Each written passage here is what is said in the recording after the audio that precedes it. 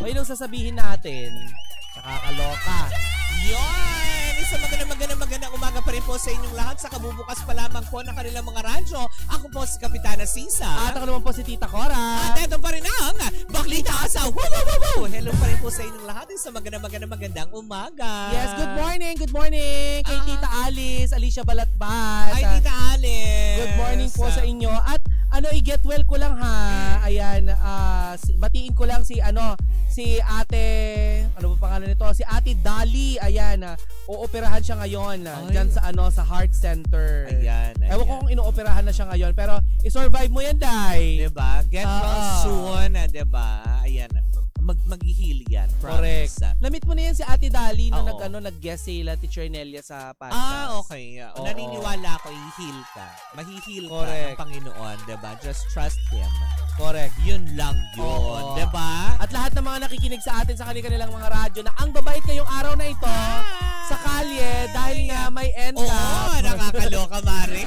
Nagbigay na ng final yung MMDA. Yung first day daw pala, may 500 na motorista daw palang nasampulan na. Correct. Kahit pa sabihin mong dry run lang yun, Mare. Pero kung 500 na motorista yan, tumatagiting na 1,000 isang ulo yan. Di pa 500,000 sila nung araw na yun. Correct. Nakakaloka. At saka sa darating na June 16, Mare, this year, epektibo na ang odd-even scheme. Kung saan, Mare, hindi pwedeng madaanan ang mga pangunahing kalye. Lalo na sa EDSA, Mare. Makinig ha. Ayan, public service announcement. Monday, Wednesday, Friday. Yung mga nagtatapos ang kanilang plate number sa 13579. Hindi kayo pwede na Monday. So, 3 araw na? Monday, Wednesday, Thursday? Yes. Tatlong araw EDSA yan ha. EDSA 1357. 13579. Ay. So 3 araw walang biyahe yung may mga odd numbers? Tuesday, Thursday, Friday, Tuesday, Thursday, Saturday, 02468. Yung mga Tuesday, Friday. Tuesday, Thursday, Saturday. Kasi sabi mo kanina Monday, Wednesday, Thursday ang odd numbers. Monday, Wednesday, Friday. MWF. Yung 13579. Yung circle ng even numbers, dalawa lang. Sabado, linggo, walang coding. Ang medyo nakakaloka lang nito, walang coding syempre ang mga electric car. So, lalakas na naman ang benta ng mga electric car. So, wala din. Ito to, may kataya po ba kayo? Ito ba yung letter B? Nakakaloka. May kataya po ba kayo na nakakaloka para i-push natin ang electric cars? Wala din kasi tignan mo. Mabuti kung lahat naman ng mall may charging sport. Uy, nako. Diba? Ako yung nag-iisip na ako mahal ko lang kasi ang MMCC eh. Diba? Hindi ako makakapagpalit ng kotse. Diba? Hello sa mga taga Mitsubishi Mirage Group. Car Club. Hello po sa inyo. Nakikinig sila ngayon. Ang mga boys, sabi ko nga sa kanila, meron kami. Asan na po yung t-shirt ko? Diba? Ayan, i-follow up natin. Asan na po yung t-shirt ko? Sabi ko nga, makinig kayo yung mga nasa Davao at Cebu, makinig kayo sa mga regional station namin. Sabi nila, doon na lang po kami nakikinig sa live nyo. Gusto kasi namin ng chismis. Sa regional station kasi walang chismis. Nakakaloka. Ay, mga chismoso kayo. In fairness, pero parang diba, parang sa ngayon, iilan-ilan lang pa ang mga lansangan na epektibo ang NCAP na ito, hindi ba? Pero marami na din. Maring kung 1,000 yan per violation, sabi nila 500. So yung NCAP po ba, ang ibig sabihin po ba nito nasa camera ang pera? Ganon. Ay, grabe ang taas. Ito aking kapitbahay na si Don Robert Papa Bert MG EV ka na, Tita Cora. Di ba yung e-trike ganon? So hindi siya nakaganon. E-bike yun. Ay, naka-electric car yan. Ay, talaga ba? Oo, at taray ni Kuya Obet. Jet setter yan, ate. Si na nakikita ko lagi, si Chang Ami, hindi na kita nakikita. Nagtatampo na nga si Chang Ami kasi laging wala daw. Naiiwan daw siya. Diba? Baka naman sinasagad kasi yung baterya nung niya, sasakyan. Kung hanggang saan siya ititirik nun. Kinakabahan nga daw siya na nakaraan kasi paakyat daw siya ng Baguio tapos parang a certain na amount na lang daw yung percentage ng battery. Buti na lang daw at meron silang na-charge dyan sa La Union. Paano pag huminto ka dun sa may Leon? Saan ka mag-charge? Kung may power bank. Paano ka mag-charge charge doon kung sa Session Road tapos sa may liyong ka tumirik? Paano yun? Power Tutulak bank na. Tutulak mo na lang sa bangin yung kotse mo. Wala ka ng silbi, hindi na kita Ay nako. Pero malay mo naman kung pala rin, di ba? Pero eto ang chika ko for today's video, hindi pinalad mare sa mga netizen. Oo. Dahil nga mare, pumalag ang pamunuan.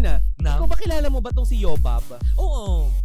Si pambansang Yobab, si Yulin Castro. Pag binaliktad mo yung Yobab ay baboy. Oo. Kaya siya Yobab. Oo. I don't know. Diba? Pero yun. Bakit? Anong issue?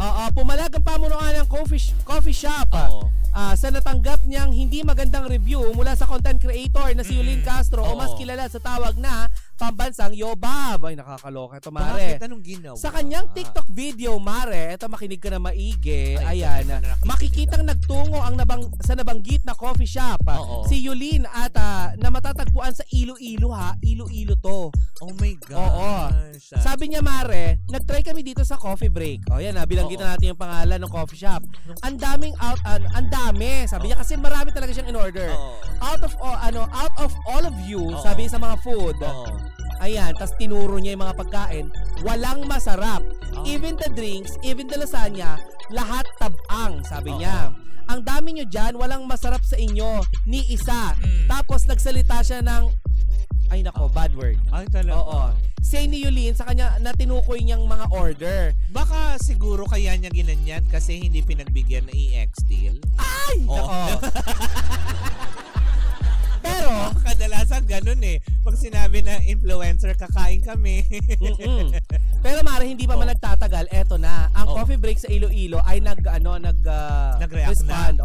Sabi niya, thank you for sharing your thought, Miss Yulin Castro, about your recent visit to coffee break. We appreciate all your feedback as it helped us to learn and improve. However, we were taken aback by a strong and explicit language used in your review. Kasi nga medyo nagmura. Ay, dun sa dulo. While we understand that not everyone will share the same taste, we believe that constructive criticism can always be communicated respectfully. Totoo yan. Sana, diba? Hindi yung constructive criticism tapos ma-post nyo online. Diba? We're proud of the work our teams put into creating a positive experience for every guest. And language that crosses the line can be disheartening. Not only to us, but to the people who work hard every day to serve our customers. Alam mo mare, eto ikaw muna. Sige, ano mo dito sa mga ganyang klase ng mga content creator? Kasi content creator, 'di ba? Kasi katulad niyan mare, hindi ko na ilalayo yung storya kasi katulad po sa akin, 'di ba? Nag-food review po ako doon po sa restaurant ni David Licauco. Kailan yan? Parang last 2 weeks. Labas ka ba? Oo. Kasi parang bakit daw ganun daw yung sinasabi ko. Saan mo pinost yan? Sa YouTube. Diba? Pero hindi ko naman sinabi anong pangalan yan? Yung Sobra. Okay. Oo. Kumaga parang food review. Kung masasarap po, wala pong hindi masarap sa pagkain niya. Pero yung katulad niyan, diba, nagpaka-honest lang ako na review na medyo matagal ngayong servings kasi may kasama din akong professional chef na galing sa sa Ace Water Spa na chef nang kumain kami doon. But pero walang kinalaman siya sa Wala. Kasi kumain lang kami doon Parang nung time na yon nung nakikita nga nung chef na kaya pala matagal ang serving kasi medyo maliit yung kitchen. So understandable. So chef, may kasama akong professional na parang tipong ganyan. Pero sa mga ganong aspeto, pero para sa kanya kasi, 'di ba? Pero ako gusto ko sabihin na nagbayad po ako wala po akong inano dito. Lahat po na kinakainan ni review ko binabayaran namin. Pero dito sa aspeto na to na may muras kasi sa dulo, mare. Unang-una, very sensitive ang mga Ilonggo sa mga ganon. Kasi tama ka nga na sinabi mo kung hindi masarap yung unang taste mo pa lang, 'di ba? Hindi mo i-video lahat ng food na pinalabas mo, in-order mo na parang nasa menu nila, including the drinks. Tapos sasabihin mo hindi masarap. 'Di ba? Kasi sabi nga ng ilan, iba-iba tayo ng taste buds Baka kasi kaya yun sino-serve yun para sa mga, 'di ba, may mga vegan na tao, may mga health conscious, 'di ba? Kaya siguro lesson ang salt, lesson ang ganito. Hindi naman yan yung kagaya sa mga, alam mo yung kumain ka talaga sa mga fast food chain na todo ang, alam mo yung pampalasa, para talagang masarap. Siguro sa ganong aspeto. Pero doon para doon sa management ng coffee break, yan. Yes, alam mo yun, saludo po ako sa inyo na totoo po yung pinunto ninyo. It could have been addressed, diba, in a professional way na sana nasabi doon sa managers na assigned or naka-duty that day. Kasi pwede naman palitan yun eh. Alam mo Mare, eto naman yung punto di vista ko dyan ano. Kasi ilang taon na ang nakalilipas, itong si Yulin ay ginawa niya din yan sa IKEA. Ayan, di ba merong sikat doon na kainan sa taas? If I'm not mistaken, yung ano yata, mango pie yata, yung sinasabi. Hindi ko alam kung anong pagkain yun. I don't know the exact food, di ko maalala. Pero sikat doon kasi sa IKEA na ano yung meatballs, diba? Yun yung pinila. Ngayon, sinasabi niya doon na hindi daw masarap yon. And may mga tao na nakapila pa yata. If I'm not mistaken, kung naaalala ko ng tama, sinabihan niya na wag nilang orderin nyo kasi hindi yan masarap. So clearly, ugali na talaga nitong si Yulin ang parang ipahayag yung kanyang saloobin tungkol dun sa kanyang mga kinakain at binabayarang pagkain. Pero, ganito kasi yan ha. Meron kasi tayong tamang pamamaraan kung paano ka mag-food review, 'di ba? Ano ba yung iyong gustong mangyari, 'di ba? Mag-improve ba o siraan yung mismong business? Yung siguro dapat pag nagfo-food review para sa akin kasi tanong 'yan, 'di ba? Para mag-improve. Hindi yung parang tipong gumawa ka ng food review, reklamo yung na nagra-rant ka. Na parang tipong, talaga ba? Sa lahat, Mare, 'di ba? During the time na ginagawa niya yung video na 'yan, malamang baka may mga ibang customer din na nandoon. Hindi, bini-video siya ni Kevin Montiliano. Diba? Kevin! Diba? Yung mga ganun, baka may mga ibang customer din na mismong, alam mo yun, galing or taga Iloilo itself. Ano na lang sasabihin ng mga taga Iloilo na tututusin, dayo kayo. Diba? Eto nga, yung pagkakasabi niya na ni isa sa inyo walang masarap dyan.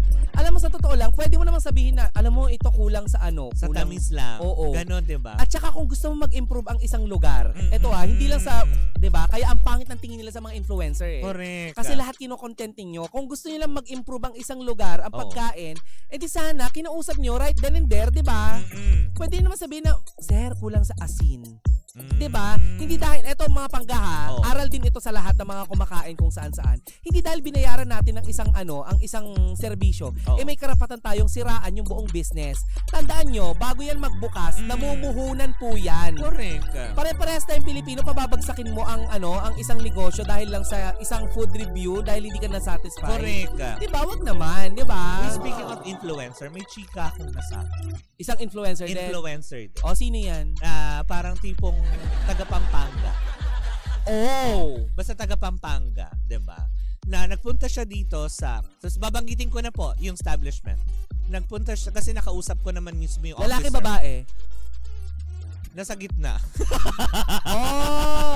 Bakla. Pero yun, hindi naman aminado, hindi rin lantaran. Pero it's not, gaya mo nga sinabi, diba? It's not for us na i-out siya, diba? Na kumaga parang pumunta siya dito sa Hard Rock Cafe. Pumunta sa Hard Rock Cafe kasi gusto silang, alam mo yun, dahil influencer, binigyan ng free meal. Hindi natuwa sa free meal. Ano sabi? Nagpabayad. Hala? Ng 75 kyaw. Oo. Para lang i-post yung pagkain. Tapos iniintay ng management na i-post, alam mo yun, 3 weeks na daw, mula nung kumain, hindi pa pinopost yung Pero bayad na. Yun, ganun pala, na parang tipong natitake advantage yung mga ganung aspeto. Na parang tipong, talaga po ba? Diba, yung mabigyan ka lang ng free meal, diba, masaya ka na dun na parang tipong, thank you so much. Actually, hindi nga yung free meal mabigyan ka ng extra na free, diba, na eto kasi natuwa sa'yo yung manager, na doon ka, bumisita ka sa kanila, kahit pahalo-halo lang yung ibigay sa'yo. Diba, parang ang sarap sa pakiramdam. Pero hihingan mo ng pera? Talaga ba? Hindi ba Mare masasabi natin yung mga ganyang attitude ng ibang influencer? Hindi lahat Kasi may mga kilala kami influencer na mababait. Magagalang, lalo na pag nakakakita ng mga artista sa mainstream. Correct. Diba? Entitlement ang tawag dyan Diba? Na parang tipong, kung yung mga talagang sikat na artista, sabihin na nga natin, Ding Dong Dantes, pag kumakain yung mga yan, nagbabayad yan talaga at hindi nga sila nagpapa-VIP treatment Correct. Diba? Na parang, Talaga po ba? At saka the word influencer, hindi ba dapat kayo yung nagiging huwaran? Correct. Diba kayo Alam yung mo, Mare, role model? Agree ako dun sa sinabi mo eh. Kung magre-review ka at hindi ka nasarapan, sana sinabi mo in a nice way na lang na, alam mo ito, masasarap to kung ganito ang mas may konting lasa pa. Diba? Kaya believe pa rin talaga ako sa mainstream media. Tignan mo kung paano mag-food review. Yo, Bob, ito advice lang, Beb, ha? Diba? Panoorin mo paano mag-food review itong si Cara David. Oo, diba? Yan! Dahil na-feature yan sa mga ilang mga segments na ginagawa. Sino pa ba yung mga nag-food review na Mare? Si asawa ni Iya Villania, si Drew Arellano, doon sa biyahe ni Drew, di ba? Yes. May mga pinupuntahan siyang lugar, pero nire-review niya, kumakain siya ng mga local delicacies. Kasi yun ang gusto nating maipromote. At saka sino ba tong yung kung saan may masarap, agad pinupuntahan. Tama ba? Oo, sa food trip? Yes. Yan ang mga Pero kasi Mare, eto may mga ibang influencer kasi na pinagkakakitaan nila yung food review. Minsan pangit din yung ganito yung sasabihin nyo. Magpapabayad kayo sa may-ari. Ipapakita nyo napakalaki ng serving. Pagpunta ng tao doon, ano mo yung kakaparanggot. Oo, diba? Totoo naman. Na-hype lang, di ba? Okay lang naman yung mga ganon kasi hanap buhay niya yun Inaway ako dyan ni Lida Aquino. Dahil may na-hype lang na sa TikTok, pinunta namin kainan na akala ko masarap na masarap. Hindi pala. 'Di ba? Yung sinervan kayo ng sabi niya wagyu pero spam na hiniwa maling. Maling ba? Maling talaga dahil yung lasa, yung wagyu nila. Parang galing sa lata, gano. Pero kasi hindi na para siraan natin. Kasi baka malay mo naman. Yes. 'Di ba? May paraan pa. Pag ganoon, kausapin niyo na lang, tawagin niyo yung waiter, yung hindi scandalous na, waiter! Yung mga tipong yung iba papansin, bakit ganito ito? Bakit ganyan, diba? Tsaka yung iba pa, pag yung mga katulad niyan, para sa mga nakikinig niyan, pag kumakain kayo sa restaurant na alam yung madumi, kaya may buhok, may kung ano man, tawagin nyo na lang discreetly yung manager. Totoo yan, yung The Chew Show. Oo. At saka si Jared, kilala niyo si Jared, nakakatawa siya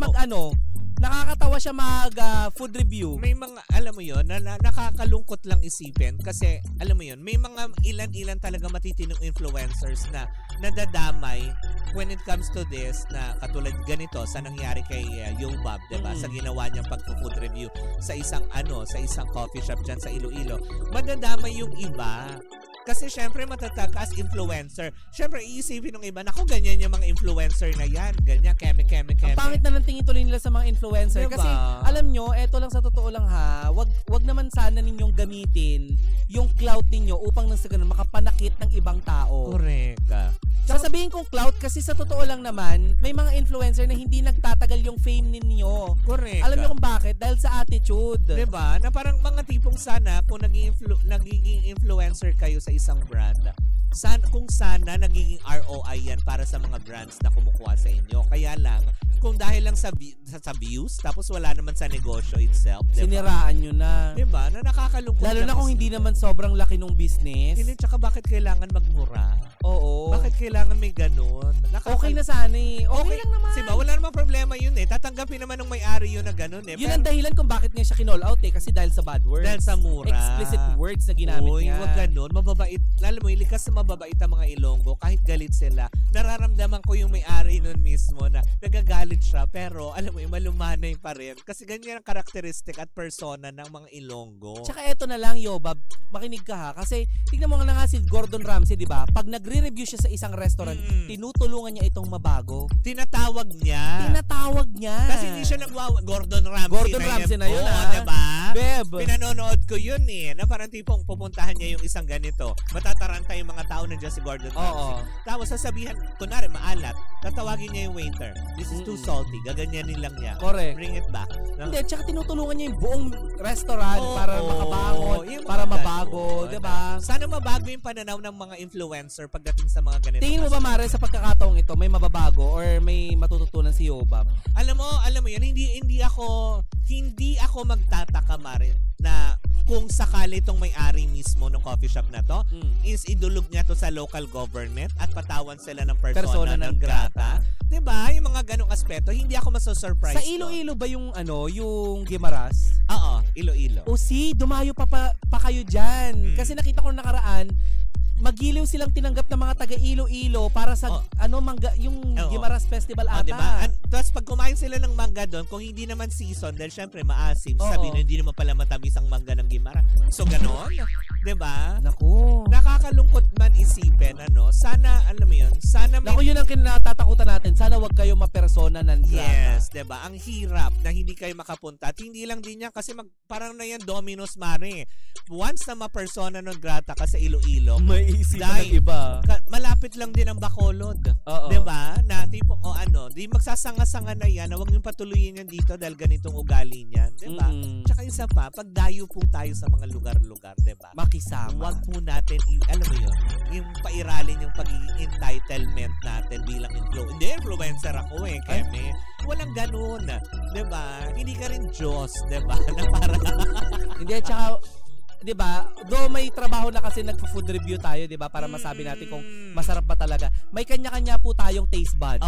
Maaaring yung hindi masarap sa iyo, masarap sa iba. Correct. 'Di ba? Ng mga tipong ganyan na aspeto. Tsaka girl, grasya yun para lait-laitin mo at murahin mo. Hindi, 'di ba? Parang hindi yung may-ari ang binastos niya.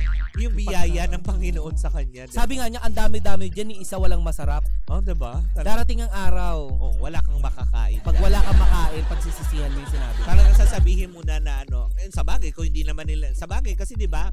Mukhang mayaman naman si Yoba. Parang ang flaunt nila, 'di ba? Hindi naman siya talaga lumaking mahirap. May kaya na talaga, 'di ba? Kung maranasan mo po sana na kumain ng toyo at may mantika lamang at inuulam ang Milo sa kanin, tsaka po tayo mag-usap patungkol diyan, 'di ba? Pero nakakalungkot, 'di ba? Kasi kung ako nga naranasan ko 'yun yung toyo lang tsaka mantika, 'di ba? Pag talagang walang-wala anong gagawin natin? Kaya masakit na nakikita mo na ang dami-dami nyo dyan, walang masarap. P. Ano ba yung P? Yung 4-letter word o yung mahaba? Yung 4-letter lang. Sana hindi na ang distasteful talaga ate. Wrong yun. X. Ako nung napanood ko siya, hindi ko siya ni-research dumaan siya sa FYP ko. In-upload lang kasi I think deleted na yung video. I'm not sure. Talaga? It's too late. Pinanood ko kasi natutuwa ko kay Yobab. Mare, may cybercrime law. Pwede siyang sampahan ng may-ari, no? 'Di ba? Ng demanda. Alam mo yun, mapanira ka ng And for sure, siguro in-accommodate naman sila na maayos doon dahil kilala kasi mukha naman komportable sila sa upuan nila. Pero ang nakakalungkot lang siguro dito is yung, alam mo yun, siguro para sa kanila, alam mo yun, for fun. Pero kasi... Nakakatawa pa ba? Diba? Natutuwa akong panoorin ka, but this time siguro sa aspeto na to, Yulene. I'm sorry to say, pero na-disappoint ako nila. Diba? You already crossed the line. Oo, na parang, talaga ba? Hindi sa lahat ng aspeto. Tsaka isa pa, ulitin ko lang sinabi ni Tita Cora na, pagkain kasi yan. Diba? Whatever it is, a small amount, a big amount of food na meron ka, dapat pagpasalamat mo, diba? May tamang paraan kung paano mo ito i-review. Correct. Hindi naman tayo food reviewer. Siguro wag na lang din. Oo, diba? Wag na. Dan tipong tama lang yung ma-share mo lang yung experience mo dito. Sa kanya ko din nakuha yung review niya tungkol doon sa diba? sa ano ba tawag doon? Palabok dyan sa Quinta Market. Sinabi din niya hindi masarap. And which is napatunayan mo. Sinabi din niya na hindi din masarap yung pagkain ng pastel sa Muslim community dyan sa Quiapo. Yung nagme-make face sila. Ayan na. Ngayon, pag yan naglabasan lahat, nako. Diba? Yung gusto nila. Tapos pati yung nagtitinda ng dragon fruit doon sa Quiapo, diba? Sabi, hindi pala masarap. Diba? Yung mga gumaganong-ganon sila.